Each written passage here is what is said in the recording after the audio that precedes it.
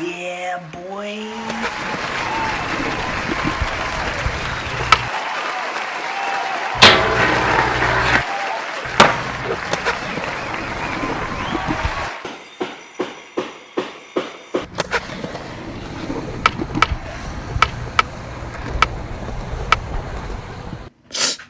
Lost skate spots.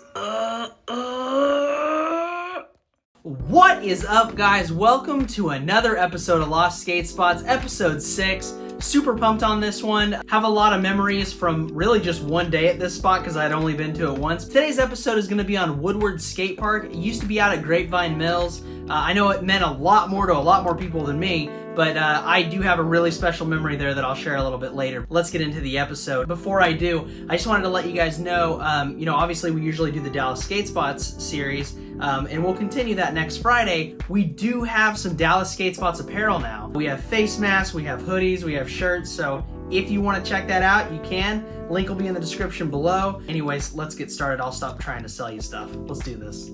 Like I've done in past videos, I'm going to take this step by step. First, I'm going to tell you about the history of the spot. Then I'm going to give you an edit of all of the submitted footage that I've gotten from DFW Skaters Facebook page and all these other places. Thank you guys for that. Then I'm going to tell you a personal story that I have there. And then I'm going to tell you what's there now. And then we're going to have an outro. Let's get into it. For real this time. Brief history. A brief history of Woodward Skatepark. The history behind Woodward Skatepark was a little bit hard to find. It used to be called X Games Skatepark, and then suddenly it was called Woodward Skatepark, and I don't know what happened in between there because I reached out to two different sources, and one being Woodward Skatepark, and they never got back to me via email, so I don't know what the story is on that. But I did reach out to Simon Property Group. They're the ones who actually own that mall, Grapevine Mills, the one in question where Woodward was. I used to work for that company for about 6 months, and I had no idea about this because apparently I worked here while this happened. But the mall manager there told me that they destroyed all of their documents for any past stores from 2009 or 2010 and back, and then they went digital and they lost all that information. So that's crazy. However, I did a little bit of sleuthing and a little bit of deducing, and I figured out when this park actually opened and when it closed. Now, I don't have exact dates, but I do have what bizjournal.com wrote about it, which was essentially that they opened between 2002 to 2003, more than likely 2002, because at the time, X Games skate parks had signed a big deal with Mills Malls all over America, and they were going to set up like 12 skate parks or 10 skate parks or something all over the US, and Grapevine Mills happened to be one of them. So while the park opened in 2002-ish, it ended up closing 8 years later in about 2010. I did not find a hard date on this online. I'm really just kind of coming up with a year because that's about the time when looking at articles and looking at videos that they either said, hey, we have a competition going on here, which was in 2009, or in 2010 they said, rip the skate park, it's no longer there. So sometime in between 2009 and 2010, this skate park shut down. The park itself was really cool. It held a bunch of events. It had a pro street course. It had a beginner street course where like boxes started out being like 6 inches and up, so they're really low. It also had a huge vert, which was about 13 foot, which is, if you know, the exact same size that the one at Eisenberg's was, which was back on another episode. So go check that out too. I'll leave the link in the description below. But anyways, the park had a bunch of stuff to offer. It also had like a BMX course area / tranny, so you could skateboard in it and rollerblade in it too,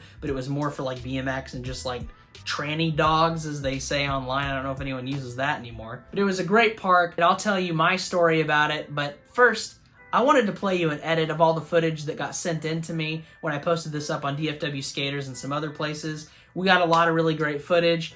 Unfortunately, I don't have any footage in this because I was only there one time, so I guess I don't have anything to show you for me. But that's okay. The focus should be on all these people that got to skate it, got to love it. Check out this footage.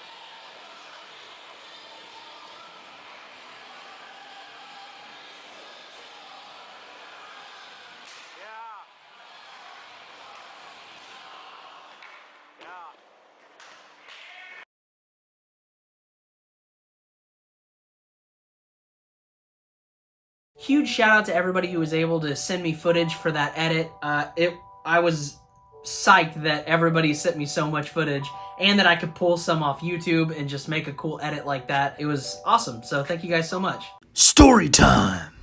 So I started skating in like 2003. This contest was in around 2005. It was when the movie Lords of Dogtown came out and the competition was named Lords of Dogtown. It was super cool to just be involved. I was way worse than all the other skaters that were there. A lot of them have been skating for years and I just didn't belong. If you guys were also in that contest, I didn't know any skateboarders back then, so it'd be really cool to reconnect with you and talk about that competition with you. That day was kind of funny because my parents came. They came to watch like it was like a baseball game. They were super psyched to just see me in a competition because growing up, like, we couldn't afford, sports like baseball and basketball and football and like equipment for those things. So this would have been my very first competition that they actually got to come to and watch. So it was kind of a special thing between my parents and me that, I was finally competing in something that I could do and it was cheap to do. I think the entry was like maybe $5 or something like that. And the big problem that we had then was that there was supposed to be only 25 people that could enter, but they allowed 27. I ended up being the 27th person, I believe, 26th or 27th, but I think I was the last one to enter, and they just let me in anyways, which was awesome of them. Something I forgot to mention, Index Skate Shop, who you guys may know used to be at Mockingbird Station and is around, they were actually at this park, so I was signing up through that shop. The format of the competition, which I guess they decided beforehand when they thought there'd only be 25 entries, or that's where they were gonna cap it, it was 5 rounds of 5 skaters skating against each other through the street course. I can't remember if it was like 2 or 5 minutes that we got to run, but either way, we got to go in rounds of 5. Well, the problem is that there were 27 entries. So what they ended up doing was they had 5 people go 5 times, and then 5 separate people for each round. And then when they got to the last 2 people, which was me and this other guy who was way better than me, they ended up just letting us compete against each other, which is kind of unfair to the other people because we just had to beat out each other to move on, whereas the other people had to beat out 4 other people in their round. So that was kind of weird. So it finally gets to our round, we go, and the funniest thing happened. This guy who I was skating against was really good. But the problem was he kept trying all these giant tricks and he wasn't landing any of them. I kind of got a lesson that day that, if you're ever in a competition, sometimes you want to play it safe until maybe like a big trick contest, because what matters most is landing and being consistent. At the time, I could really only do kick flips, 180s, pop shove-its, 50-50, 180 out, acid drops, which if you know me is one of my favorite tricks of all time. Really, I just filled my run with these like 5 or 6 tricks. Anybody that watched it wouldn't think it was anything great, but I ended up winning the round because I was the only one landing things. So it just goes to show you, being consistent is important even if the tricks aren't that great, as long as the other person's not landing anything. Anyways, I ended up winning the round. We went on to the second round, and then I actually had to go against a bunch of people, and I lost really fast, but it was a blast to be a part of the competition. I actually got to drink all the Red Bull I wanted to, which how old would I have been in 2005? As a 17-year-old or 16-year-old, that was a blast because I drank 9 Red Bulls in one day. That was my personal record for most Red Bulls in one day. I was probably in another universe and I was out of my mind after drinking that many. It was awesome. I also won this shirt, which I still hold on to today because it was my very first contest that I ever entered. It was the Lords of Dogtown contest. It was also put on by Adidas and Red Bull. Red Bull, for some reason, didn't get their logo on here, but Adidas did. Adidas also hooked us up, everyone in the contest, with Adidas hardware, which was a little bit strange because it was Allen wrench, which don't ever get Allen wrench. Nobody ever has an Allen wrench when you need it, unless you're around a rollerblader, but it wouldn't have even been the same Allen wrench size, so that doesn't help. What's there now? As you guys know, the name of this series is Lost Skate Spots, so the skate park isn't around anymore.